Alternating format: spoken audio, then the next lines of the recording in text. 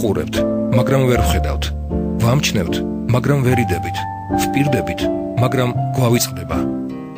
დროა შევიცვალოთ მენტალობა. დროა გავიგოთ მათზე მეტი. დავიხმაროთ და ვუთხრათ. ჩვენ აქ ვართ. ფართო მასშტაბიანი სოციალური რადიო პროექტი იმედზე. ნინო მეუნარგიასთან ერთად. მოგესალმებით, ეთერშია გადაცემა ჩვენ აქ ვართ, მე ნინო ვარ მეუნარგია. 2 აპრილს მსოფლიო აუტიზმის ცნობადობის ამაღლების დღე აღნიშნა და შესაბამისად რასაკვირველია ჩვენ ვუერთდებით ამ დღეს და დღევანდელი გადაცემა აუტიზმს ეხება. საერთოდ რა არის აუტიზმი, დაავადება თუ მდგომარეობა, როგორ აფასებენ სპეციალისტები ამ დიაგნოზს, როგორ ცხოვრობენ საქართველოში ამ დიაგნოზის მქონე პირები, როგორია სახელმწიფოს ჩართულობა. ამ თემებზე ვისაუბრებ ჩემი გადაცემის სტუმრებთან ერთად. დღეს გადაცემის სტუმრები არიან ფსიქიატრი, ბავშვთა ნევროლოგი მედია ზირაქაშვილი და ხათუნა მაკალათია, აუტისტური სპექტრის მქონე ბავშვის მშობელი. შეგახსენებთ, ჩვენი საკონტაქტო ნომრებია 292 11 88 292 11 99. დაგვირეკეთ თქვენი მოსაზრება ჩვენთვის მნიშვნელოვანია. გარდა ამისა, გააქტიურდით სოციალურ ქსელში, მოგწერეთ Facebook-ზე ჩვენ აქ ვართ რადიო იმედი. დიდი მადლობა მოგზაურობისთვის, და მე ვიცი, რომ ჩვენ ძალიან საინტერესო გადაცემა გველოდება. როგორც აღნიშნა 2 აპრილს მსოფლიო აღნიშნა აუტიზმის ცნობადობის ამაღლების დღე.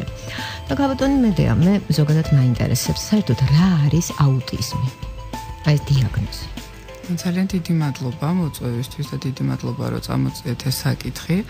მინდა გითხრათ, რომ აუტისტური სპექტრის საშიალებები მიეკუთვნება ნეიროგანვითარებითი დარღვევების ჯგუფს და თქვენ ძალიან სწორად აღნიშნეთ, რომ ეს არის დაავადება თუ მდგომარეობა, ხო? მინდა გითხრათ, რომ აუტისტური სპექტრის საშიალებები ზოგადად მიეკუთვნებიან მდგომარეობებს, იმიტომ რომ განსხვავებით დაავადებისგან, რომელსაც აქვს თქვათ მწვავე დასაწყისი, მიმდინარეობა და გამოსავალი, აქ არის ერთგვარი მდგომარეობა, რომლის ფარგლებში ეს აუტისტური სიმპტომატიკა შეიძლება იყოს, თქვათ, ძალიან ფართოდ გამოვლენილი, ან თქვათ, იყოს შედარებით, ასე თქვათ, სტაბილურ მდგომარეობაში. ნეიროგანვითარებითი დარღვევების ჯგუფია ვახსენეთ და შესაბამისად ეს ჯგუფი ვლინდება 3 ძირითადი სფეროს დარღვევით. ეს გახლავთ კომუნიკაციის სფერო, სოციალური ინტერაქციის სფერო, ამ ბავშვებს აქვთ შეზღუდული ინტერესები, რომელსაც თან სდევს განმეორებადი, ასე ვთქვათ, გზევითი პატერნი. უფრო მარტივად რომ ავხსნათ, უფრო გასაგები იყოს ჩვენი მსმენელებისთვის, კომუნიკაციურ დარღვევებში იგულისხმება ის, რომ ძალიან ხშირად პირველი ჩივილი მშობელს რაც აქვს, ეს არის, რომ ჩემი შვილი არ იწყებს მეტყველებას, ანუ აგვიანებს მეტყველების დაწყებას. ან თქვათ, მოდის მშობელი და გვეუბნება, რომ მან დაიწყო მეტყველება და რაღაც პერიოდში, ასე ვთქვათ, შეაჩერა ახალი სიტყვების დასწავლა და დაავიწყდა ის სიტყვები, რომელიც იცოდა, ანუ მეტყველებით რეგრესზე მიგვანიშნებენ, ხო? ძალიან ხშირად გვეუბნებიან, რომ მაგალითად აქვს მეტყველება, ამბობს ცალკეულ სიტყვებს, მაგრამ როდესაც კითხვას დაუსვამ, თქვათ, კითხვაზე პასუხს ვერ გვცემს ადეკვატურად, ხომ? ან აქვს ამ შეკითხვების ავტომატური გამეორება, ან წარსულში გაგვინილ ფრაზებს იყენებს, ასე ვთქვათ, არადანიშნულებისამებრ. ანუ ამ ბავშვებს ძალიან უჭირთ მაგალითად საუბრის წარმოება.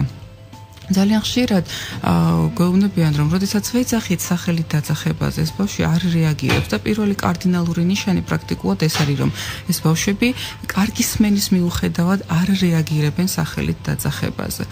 ასევე აი სოციალური ინტერაქციაში, ანუ მეორე სფერო, რომელიც ძალიან წამყვანია ამ დროს, პრობლემურია ის, რომ ამ ბავშვებს უჭირთ თვალით თვალში მზერითი კონტაქტის წარმოება. ხშირად გაურბიან მზერით კონტაქტს, ან მათი მზერითი მზერა ძალიან ხანმოკლეა და პრინციპში კონტაქტი არ შეიძლება დავარქვათ ამას, ხო? წამიერი მზერით შემოიფარგლება მათი სხეულის ზენით ურთიერთობა.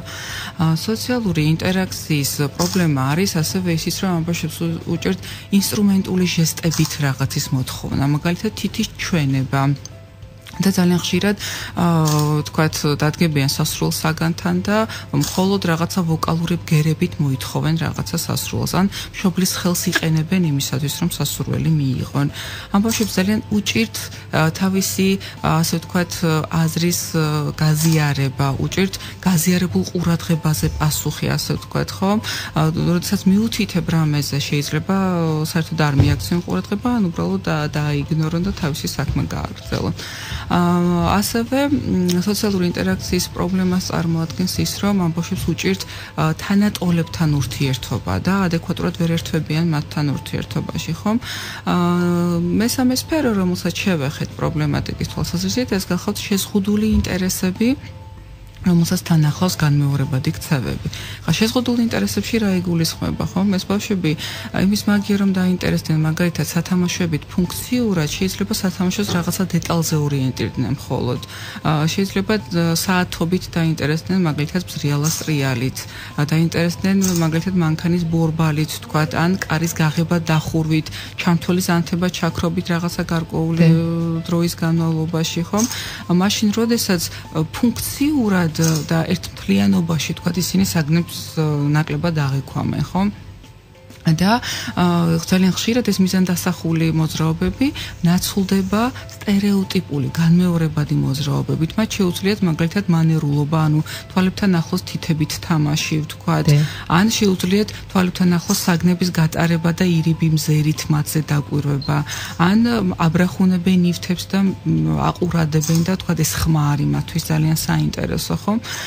შესაბამისად ამ ბავშვებს აქვთ ასევე სტერეოტიპული მოძრაობები, ანუ ისინი ხშირად მიმართავენ რაღაცა განმეორებად მოძრაობებს, მაგალითად ძლიერ ემოციას გამოხატავენ ხელების ზემოთ-ქვემოთ ქნევით, ან გადანაცვლებით ერთი ფეხიდან მეორეზე, ან ასე შემდეგ. ფაქტია, რომ ჩვილობის ასაკში ძალიან რთულია მშობელი მიხვდეს მისი შვილი აუტისტი არის თუ არა და რა ასაკიდან უნდა გაამახვილოს ყურადღება მშობელმა. დიახ, იცით, მაგალითად ამერიკის შეერთებული შტატები და ზოგადად ეს ჯანდაცვის ორგანიზაცია გვთავაზობს ესეთ ნიშნულებს, რომელსაც ქვია წითელი დროშები, ასე ვთქვათ.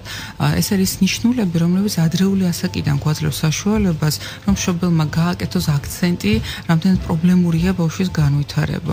მაგალითად, სადღაც 9 თვიდან ბავშვს უნდა ჰქონდეს სოციალური ღიმილი. 12 თვიდან უნდა უკვე აქტიურად რეაგირებდეს სახელით დაძახებაზე. 12 თვიდან უნდა მიანიშნებდეს მაგალითად თითით როდესაც რამე უნდა ან მიყვებოდეს ასე ვთქვათ მინიშნებას მშობლისას 18 თვიდან უკვე უნდა ქონდეს წარმოსახვითი თამაშის წარმოების უნარი რომელიც ამ ბავშვებისთვის ძალიან სერიოზული პრობლემაა უნდა ინტერესდებოდეს გარემოთი უნდა ამყარებდეს სოციალურ კონტაქტს ხო უნდა თვალებში უყურებდეს მაგალითად გარშემოყოფებს და მაგალითად დედას ან იმ ადამიანს რომელიც მას უვლის განასხვავებდეს ხვებისგან რაც ძალიან მნიშვნელოვანია როგორც წესი ამ ბავშვებს ეს უნარები ძალიან ნაკლებად აქვს, ან უნვითარდება ძალიან სერიოზული მუშაობის შედეგად რაღაცა გარკვეული პერიოდის შემდეგ. კვლევართა ნაწილი მიიჩნევს, რომ აუტიზმი გენეტიკურია. მე მაინტერესებს თქვენი მოსაზრება ამის შესახებ. მეც რა თქმა უნდა ამ შემთხვევაში ვეყრდნობი იმ კვლევებს, რომლებიც დღესდღეობით არსებობს და ყველაზე სერიოზული მოსაზრება და რომელიც რომელზედაც აგებულია დღესდღეობით აუტისტური სპექტრის საშიაოების ეტიოლოგია მოიცავს რომ ეს არის გენეტიკურად პირობადებული ასე ვთქვათ წინასწარ-განწყობა გენეტიკური წინასწარ-განწყობა რომელიც მულტიგენურია ასე ვთქვათ მას რაღაც ერთი გარკვეული გენი არ განსაზღვრავს და ეს არის გენეტიკური ფაქტორებისა და გარემო ფაქტორების ასე ვთქვათ შერწყმის შედეგი. პრინციპში აუტისტური სპექტრის საშიაოების ეტიოლოგიაზე როდესაც საუბრობენ აუტიზმზე როგორც ეპიგენეტიკურ აშლილობაზე. ანუ ეს ნიშნავს რომ შეიძლება პაციენტს ბავშვს ჰქონდეს მემკვიდრული და გენეტიკური წინასწარ-განწყობა, მაგრამ თუ არ შეექმნა გარემო ფაქტორები, ასე ვთქვათ, თუ არ შეეწყო ხელი გარემო ფაქტორებით შეიძლება ეს პრობლემა კლინიკურად არ გამოვლინდეს. ძალიან ხშირად ისმება კითხვა რომ რა გენეტიკურ რა ხელშემწყობ ფაქტორებზე საუბარი, ხო? ძირითადად განისხილავენ ისეთ რისკ ფაქტორებს, მაგალითად, როგორიც არის მაგალითად მშობლების ასაკი. მშობლების ასაკს შორის სხვაობა მაგალითად, ხო? ასევე ერთ-ერთი სიბლინგი, ერთ-ერთი დედმამიშვილი აუტისტური სპექტრის საშიაობით, იმიტომ რომ ასეთ შემთხვევაში თუ არის ტყუპების შემთხვევა და აი ტყუპებში რომ ძალიან ხშირია და თქვა დედმამიშვილებში იზრდება რისკი, სწორედ ეს კიდევ ერთხელ ამტკიცებს მის გენეტიკურ წინასწარ-განწყობის ხასიათს, ასე ვთქვათ, ხო? ითვლება რომ მაგალითად თუ ტყუპებშია შეიძლება ვთქვათ თუ დედმამიშვილშია აუტისტური სპექტრის საშიაობა 5-დან 15%-მდე გაიზარდოს რისკი ვთქვათ რომ შემდეგ დედმამიშვილში შეიძლება განვითარდეს. ზოგადად როგორია სტატისტიკა მსოფლიოში რამდენი ადამიანია აუტისტური სპექტრით და შემდეგ საქართველოში მდგომარეობა? ზუსტად ეს აქტუალობა ამ საკითხის განპირობებულია იმ სავალალო სტატისტიკით რომელიც ყოველწლიურად პრაქტიკულად ძალიან იზრდება. მაგალითად თუ შარშან საუბრობდით იმაზე, რომ 88 ბავშვიდან ერთს მსოფლიოში ქონდა აუტისტური სპექტრის აშლილობა და 52 ბიჭიდან ერთს ქონდა აუტისტური სპექტრის აშლილობა, ხომ? დღეს საუბრობთ და დაავადებათა კონტროლისა და პრევენციის ცენტრი გვეუბნება, რომ აუტისტური სპექტრის აშლილობის მქონე ბავშვი ადამიანი დღეს არის 1/68-დან და უკვე 42 ბიჭიდან ერთს აქვს აუტისტური სპექტრის აშლილობა. ხედავთ როგორი სავალალოდ გაზრდილი რიცხვია და ამიტომაც არის რომ მაგალითად აუტისტური სპექტრის აშლილობებს 21 საუკუნის კრიზისსაც კი უწოდებენ, იმდენად პრობლემურია მისი გავრცელება. ჩვენ ამ თემაზე საუბარს რეკლამის შემდეგ განვაგრძობთ, ასე რომ დაგველოდეთ. ჩვენ აქ ვართ. ფართომასშტაბიანი სოციალური რადიო პროექტი იმედზე. ნინო მეუნარგიასთან ერთად. დაგიბრუნდით სტუმრებთან ერთად, შეგახსენოთ ჩვენი გადაცემის საუბრის თემა აუტიზმი, ხოლო ჩემი სტუმრები გრძანდებიან ფსიქიატრი, ბავშვთა ნევროლოგი მედია ზირაქაშვილი და აუტისტური სპექტრის მქონე ბავშვის დედა ხათუნა მაკალათია. შეგახსენებთ ჩვენი საკონტაქტო ნომრები 292 11 88 292 11 99 და გვირეკეთ თქვენი მოსაზრება ჩვენთვის მნიშვნელოვანია, გააქტიურდით სოციალურ ქსელებში, მოვწერეთ Facebook-ზე ჩვენ აქ ვართ რადიო იმედი. ალბათ მედია ჩვენ ზოგადად ვისაუბრეთ საერთოდ აუტიზმზე და თქვენ აღნიშნეთ რომ ბიჭებში მეტად აღინიშნება და რატო?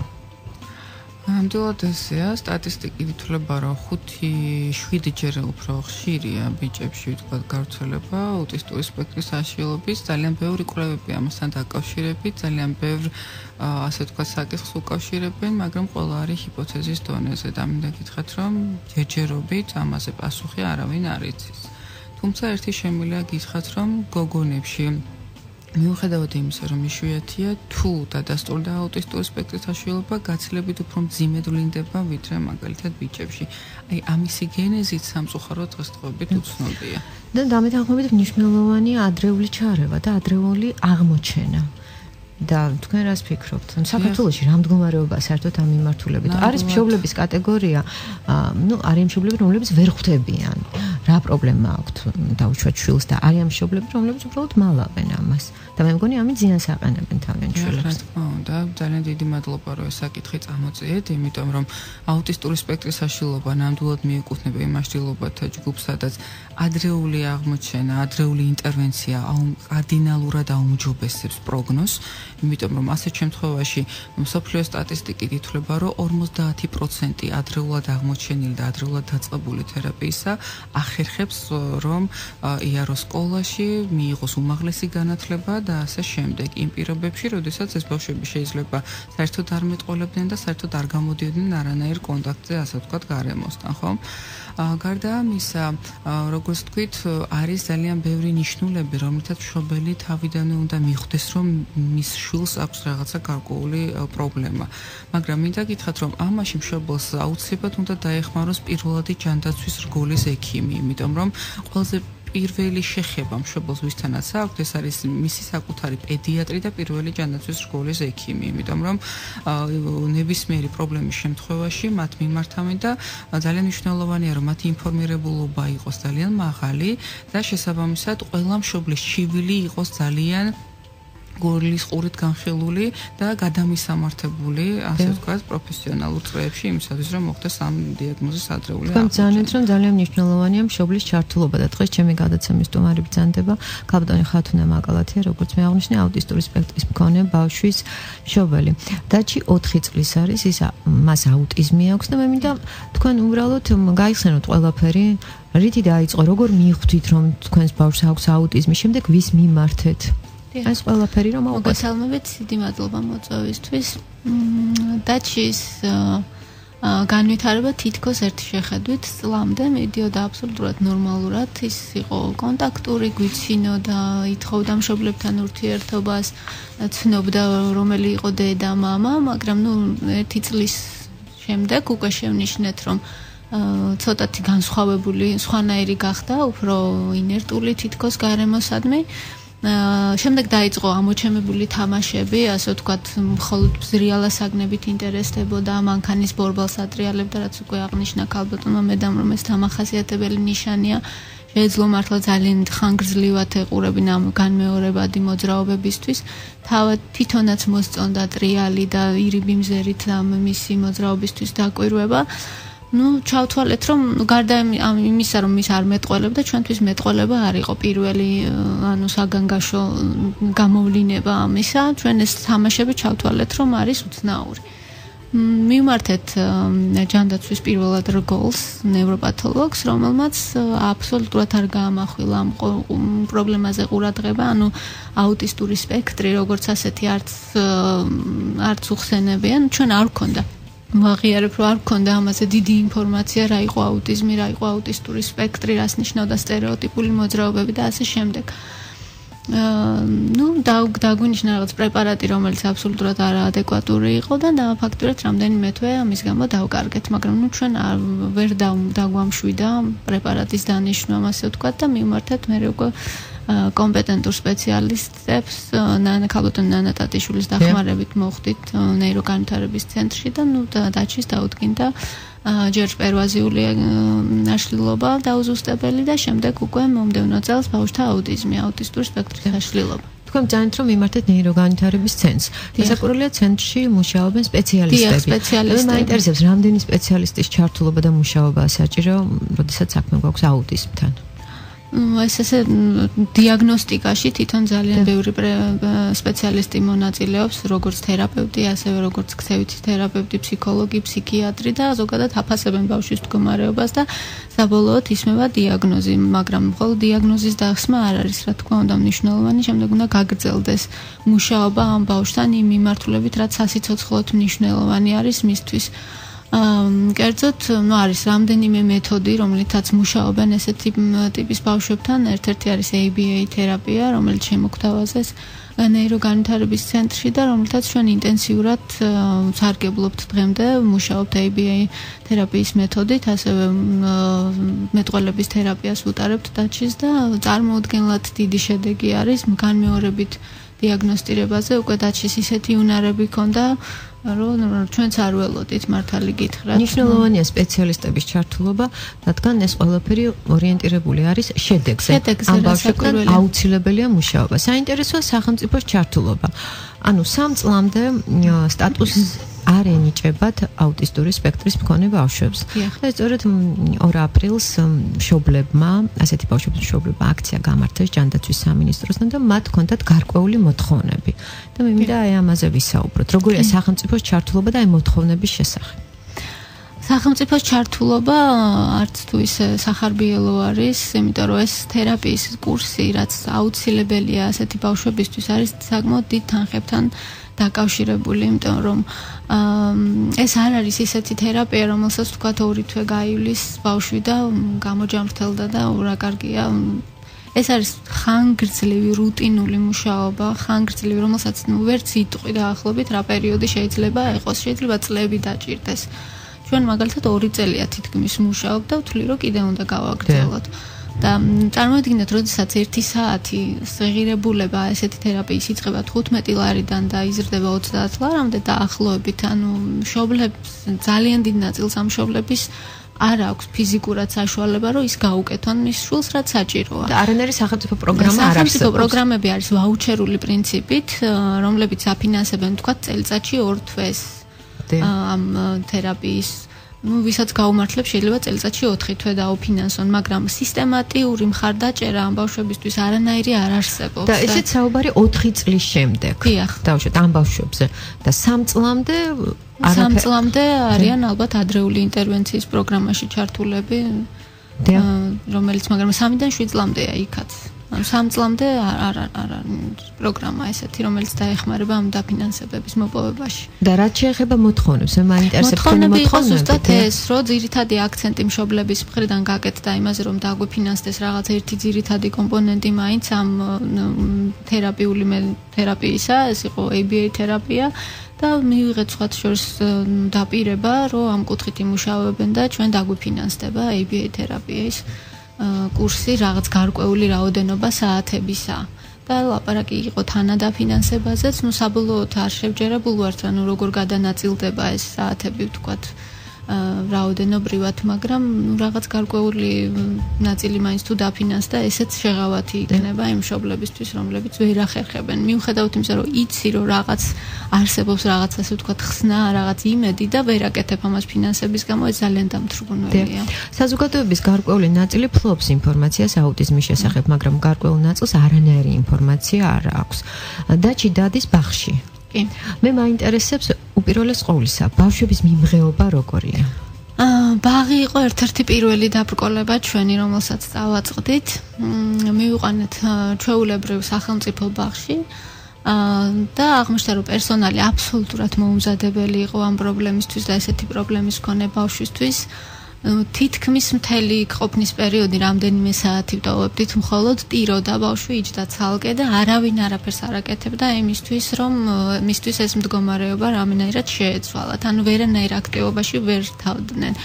თან უნდა აღინიშნოს, რომ დაჩი არ არის აგრესიული ბავშვი, არ გამოხატავს არანაირად უარყოფით დამოკიდებულებას გარემოსადმი, ვერანაირად ვერ მიუდგნენ და იმდენად ცუდი დამოკიდებულება გაუჩნდა ამ ბაღის მიმართ, რომ სეირნობის პროცესშიც, სეირნობის დროსაც კი საღამოობით, როცა გავივლიდით იმ მხარეს, ბავშვი საშინელი ისტერიკაში ვარდებოდა. ეს ბუნებრივი რეაქცია, აბსოლუტურად. ბუნებრივი რეაქცია ქონდა. მე ჩვენ შევცვალეთ ბაღი, გვირჩია ქალბატონმა მე და მოგცა ჩამონათვალი ბაღების, რომლებიც სპორტიჯის ასოციაციის მიერ იყო დატრენინგებული და ასე თუ ისე რაღაც გარკვეული წარმოდგენა მაინც ქონდათ ამ პრობლემაზე და მოკლედ დახმარებით როგორღაც მივაგენით ბაღს, რომელიც იყო დატრენინგებული. შევცვალეთ ბაღი და ჩვენ და საბედნიეროდ ეს მცდელობა გამართლებული აღმოჩნდა, იმიტომ რომ ეხა დადის ამ ბაღში, მოსწონს ძალიან იქ ყოფნა, ფსიქოლოგიც ძალიან ღიაა იმისთვის, რომ მიიღოს რჩევები ჩვენგან, ქცევითი თერაპევტებისგან და მთელი პერსონალი ცდილობს როგორღაც რომ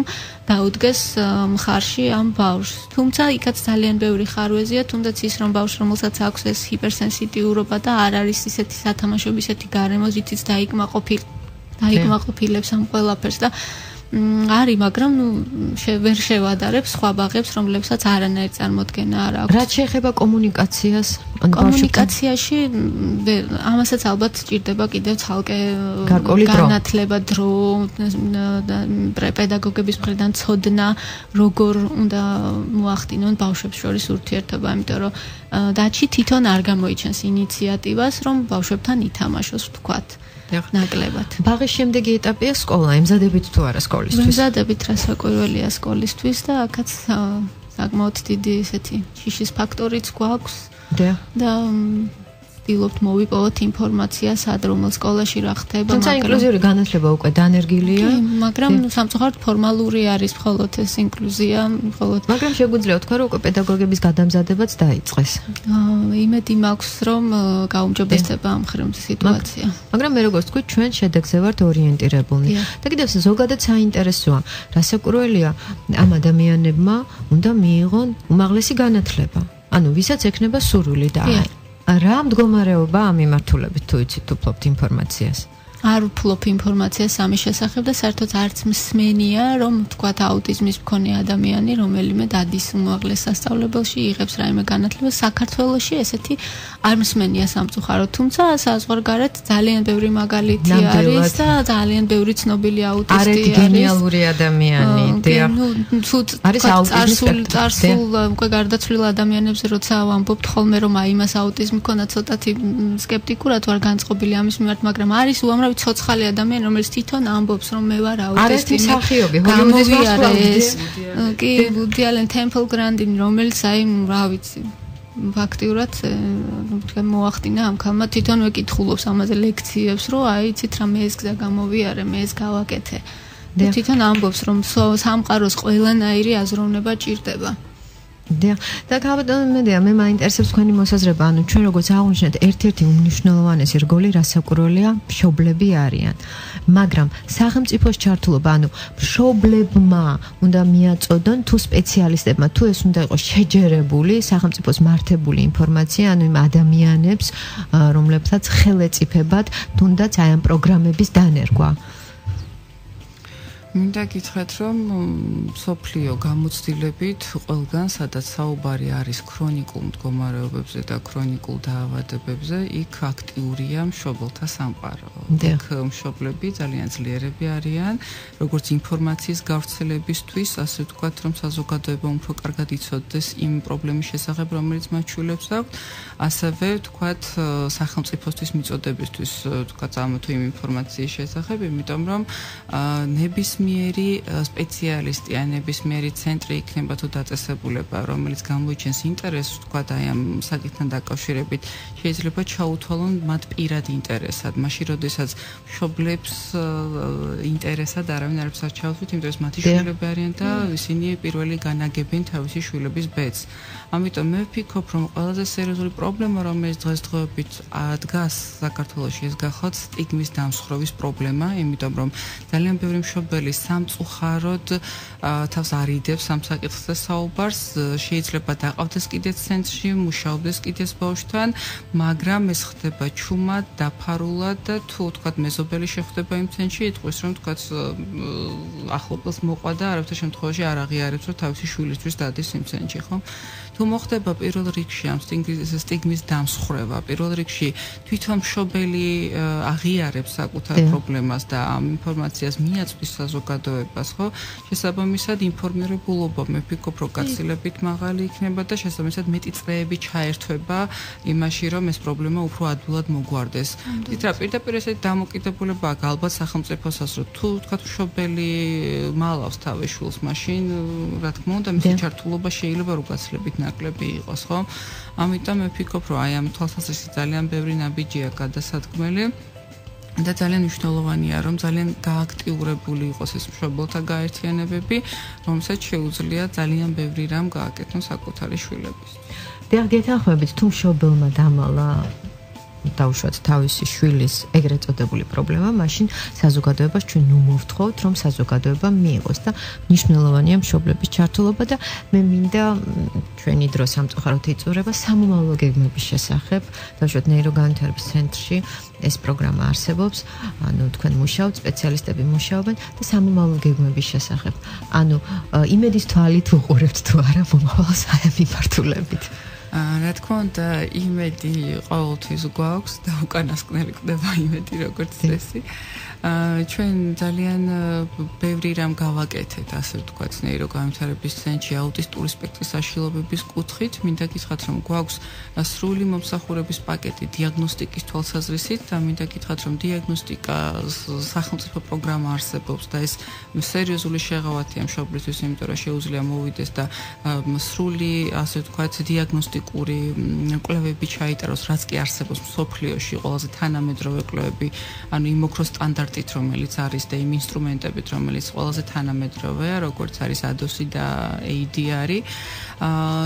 ასევე მოხდეს, ასე ვთქვათ, მულტიდისციპლინარული გუნდის ჩართულობა შეფასებისთვის, იმიტომ რომ შეიძლება ძალიან კარგი სპეციალისტი იყო, მაგრამ გაცილებით სრული იყოს ინფორმაცია, როდესაც მულტიდისციპლინარულად ხდება შეფასება და ჩვენ გვაქვს ასევე ინტერვენციის პროგრამაც, რომელიც წარმოადგენს აი ამ ABA თერაპიის პროგრამას. ძალიან ბევრი თერაპევტი არის უკვე გადამზადებული აქტიურად და შეუძლია მშობელმა ფინანსების არსებობის შემთხვევაში მიიღოს ის სრული პაკეტი, რომელიც მისთვის აუცილებელია. სოფლიოში ითვლება, რომ მაგალითად ევროპისა და ამერიკის გამოცდილებით 25-დან 40 საათამდე უნდა მუშაობდნენ ბავშვთან კვირის განმავლობაში. რა თქმა უნდა, ამის ფუფუნება საქართველოში არ არის. 5 საათი ეს არის საშუალო აუცილებელი მინიმუმი ალბათ. იმიტომ ისიც გამომდინარე ფინანსებიდან, თორე ვთქვათ, პრინციპში 25 საათი თავისუფლად შესაძლებელი იქნებოდა კვირის განმავლობაში მშობელს, რომ შეეძლოს ამისი ფინანსურად დაფინანსება, ხო? ჩვენ არ ვჩერდებით, მაქსიმალურად ვცდილობთ როგორც კადრების გადამზადებას, ასევე ვთქვათ, სერვისების გააქტიურებას. გვაქვს ასევე ადრეული ინტერვენციის სერვისიც, ასე რომ ვფიქრობთ, რომ ყოველწლიურად ეს მომსახურების ხარისხი გაცილებით მაღალი იქნება და თუ პაციენტი მოგმართავს, ასეთ შემთხვევაში ჩვენი შეცდომებს, რომელსაც სამწუხაროდ ბევრი არაინფორმირებულობის გამოუშვებს ნაკლებად და მე გისურვებ წარმატებებს, ძალიან დიდი მადლობა საინტერესო საუბრისთვის და ისევ მინდა გავიმეორო, რომ ძალიან მნიშვნელოვანია ამ შემთხვევაში მშობლების აქტიურობა და ჩართულობა. დიდი მადლობა, მე ზუსტად ერთი კვირით ვემშვიდობები მსმენელს დროებით. ვუყურებთ, მაგრამ ვერ ვხედავთ. ვამჩნევთ, მაგრამ ვერ იდებით. ვპირდებით, მაგრამ გვავიწყდება. დროა შევიცვალოთ მენტალობა. დროა გავიგოთ მათზე მეტი. დავეხმაროთ და ვუთხრათ. ჩვენ აქ ვართ. ფართომასშტაბიანი სოციალური რადიო პროექტი იმედზე. ნინო მეუნარგიასთან ერთად.